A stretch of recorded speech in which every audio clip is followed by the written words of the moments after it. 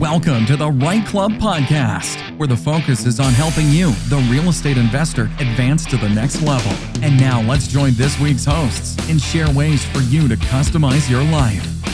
You're a coach and that you're a renovation specialist. And so tell us a little bit, what does that mean? Renovation specialist, and how do you work with real estate investors? It's something that I just fell into. I never planned this out. Several years ago, I had a health scare. I've been at this for over 30 years as a general contractor and as a real estate investor. I've literally done thousands of renovations in my lifetime, from single family all the way up to multifamily, commercial properties as well. And I decided it's downshift in my life and stop and smell the flowers. And as I was doing that, I discovered I was getting bored with myself to the point where I was getting depressed because I was always go, go, go. And I just got out of nowhere. I got a phone call from a family friend of ours who's interested in renovating their house, and they were struggling, and they knew about me and what I do, and so they brought me on, and I helped them plan and manage a whole renovation.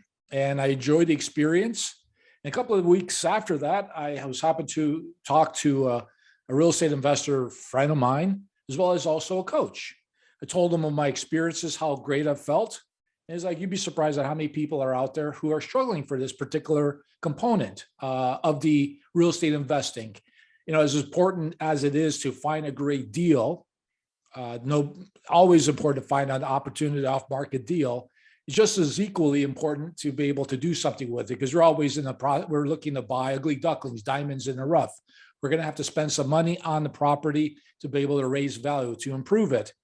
And that particular component, I don't care how great of a deal you have, if you don't have some systems or processes in place to be able to plan and manage a successful renovation, a value add, you're going to end up with a great deal being squandered. So that's how I got involved in this several years ago. And I have I've got clients all over North America who I've helped through this whole process in really implementing systems and processes in their lives to be able to not only save money, but get quality work, and also be able to have a project that's on time and on budget. So. Yeah, and that's a huge thing for investors, as you mentioned. If the project is delayed, then there's carrying costs. Oftentimes, if it's a distressed property, you're dealing with private funds or higher interest, and then you want to refinance, and now there's seasoning periods and all kinds of things going on, shortage in materials and shortage in labor. So what are your systems, Van? Like what do you suggest to keep this all in a good alignment and to stay sane as an investor through this process? Sure. Whether it's on the single family home side or multifamily, it all really starts with setting a goal, really identifying, writing it down, what it is that we're looking to accomplish with this particular renovation, this value add, whatever we're looking to improve on the property. We set that goal. So for some real estate investors, it could be flipping a property. It could be a buy and hold situation where we're looking to raise rent by $300. Whatever that is that we're looking to accomplish, we should establish that goal and write it out. And then once we have that, we should go out in the marketplace and validate that. Not just peripheral kind of stuff on the computer and Googling and schmoogling, by actually just getting on boots on the ground and actually visiting comparable properties in that marketplace, in the immediate marketplace, and really identifying what exactly these other properties have that your property does not. And really having an understanding and validating that goal. And sometimes you'd be surprised. There are situations where we might have these aspirations of raising rent by $300 in the market, to go out in the market, and you realize that comparable properties, you are not able to raise the rent at the same kind of rate as other comparable properties because your property is missing something. Could be square footage, it could be a pool, it could be southern exposure. I don't know, but this is the reason why we got to go out in the marketplace and validate what it is that we're looking to accomplish. And once we have that goal, then we move on to we need to know what it is that we have, how much money we have in the budget. And it's often I find a lot of folks, especially new real estate investors, will get into a renovation, have sort of an idea, sense of what they're looking to spend, but then blow their budget. And really what you need to do at that particular stage, once you've got your goals, you validate them, is really you need to set aside exactly where that money's coming from and how much money there is, whether it's from lines of credit, whether there's cash that's been stashed away in the kitty. There's also opportunities lots of folks pass up on. There's government assistance. There's a lot of opportunities, whether that's replacing lighting, whether that's storm and sanitary sewers. There's a lot of things that governments will come in that will help support raising the value of your property for whatever reason. And often a lot of folks miss out on that opportunity. So budget is really the second step in that folks need to really zero in on and identify exactly how much money they have to be able to move on toward that successful planning and managing a renovation. Very good. So I agree with you having that plan and on the boots on the ground as well. Some people sometimes are unrealistic about raising rent like $1,000 and the house is just, or the building is just not set up for it. So you were mentioning you also did it commercially, so larger multifamily. Budget becomes even more important than what's always important, but now you're dealing with 12, 24, 36 units. So $100 difference, multiply that by 24, it adds up. And how do you deal with multifamily when budgeting renovations? Do you have some insider tips or tricks? Absolutely.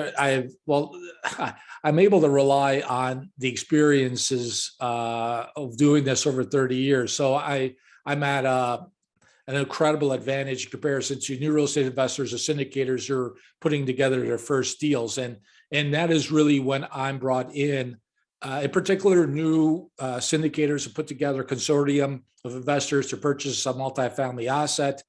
They do their pie charts, they do their projections, they went to their family and their friends, they put the money together to purchase this asset. And then all of a sudden, these great plans that folks have, it's like that Mike Tyson line. We all have great plans when we step in the ring until we get punched in the face. And oftentimes when you actually acquire that asset is when you start to realize that it's a different animal, in that you're dealing with engineers, you're dealing with specialized contractors, and it's a totally different game. And that's where I'm brought in because of my experiences and being able to sort of navigate those treacherous waters and being able to determine what are the items that deliver the highest ROI, because ultimately at the end of the day, we can blow our brains out, whether it's a single family and multifamily, but just what you described. $100 here times 20 units is, it's $2,000 or whatever the figure is. And these things can add up quite quickly. And folks don't realize that there's $100 toilets and then there's $1,000 toilets. And so as a multifamily investor and also single family, it's really the same. Essentially, you really need to have goals, validate them, and then you need to have your budget nailed down, the amount of money that you can use toward this renovation value add. And then ultimately, then you move toward the next process, which would, which I call a needs and wants list. And the purpose behind that actual list is that we grab a sheet of paper literally and we draw a line right down the middle. We write a needs and we put wants, and we go around the property from the exterior to the interior. We just write down everything that we seem to find issue with that property. We write them down, but we got to put them in different categories. The two categories are needs, things that need to be done. So essentially, if there's a pothole in a driveway, that needs to be repaired because we don't want that to be a trip hazard. We don't want somebody to hurt themselves. If there's a hole in the roof, that's a need. We would put that down as one of those line items. But then there's situations where we come across a carpet from a lime green carpet from the 1980s that, although it's hideous, it's still functional. So we will put that under the category of a want, meaning if we have the monies in our budget, then we'll address it. But we need to first address the items under the need category. And a lot of times I find on both sides, single family and multifamily, folks really need to go through this process and really fall back on, goal setting, the validation process, make sure that the items that they've identified, they categorize them and also determine whether those are the items that they should be spending their money on or not. Oftentimes I find new real estate investors will immediately rush into replacing windows. And yes, 34-year-old windows can be replaced. They're not very efficient.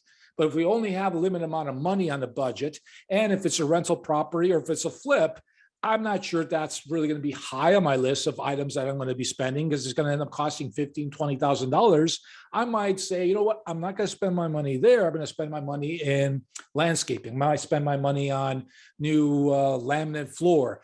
There's a whole bunch of things that I would rather spend my money on than windows. In particular, if you're going to ask me some of the tricks of the trade, I'm a huge proponent on landscaping. There's something to be said when you drive up to a property, whether you're a renter, a tenant, somebody who's going to purchase a property. The aesthetics, the front aesthetics of a property is really what will differentiate you, what will make the difference in a conscious and a subconscious level. There's a real estate agent a long, long time ago, beautiful lady, who said to me, Van, you can't sell the steak without the sizzle. You need to have the sizzle in order to be able to sell the steak. And it's incredible. I've done this with properties that I've flipped, that it's incredible what landscaped lawn, a couple of shrubs, some flowers, paint the garage doors and the front door, dress up the place. All of a sudden, consciously, subconsciously, people are willing to sort of kind of forget those windows you didn't replace, or the kitchen that, the new kid, it's not a new kitchen, but the cabinetry have just been painted.